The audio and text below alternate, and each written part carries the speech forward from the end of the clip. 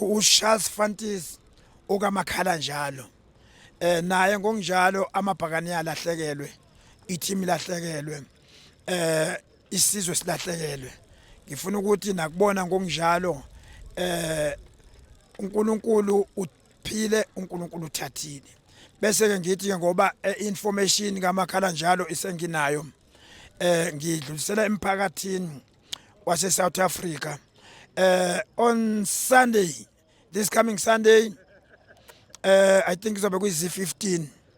We've got a memorial service at Dlamini Community Hall, la eSoweto, 11 o'clock. Good next week, guess 21, sine funeral service ezoqala or ezothoma ka 7 till 11 ko Sasolburg. Lapho somvalelisa khona umakhala njalo uCharles Fantis. Ngiyacela kamabhakane wonke ukuthi let's go and give support kwi-family, kwi-friends, kumngane zikamakhala njalo zibone ukuthi kule bhola belithanda ube nabantu abephila nabo.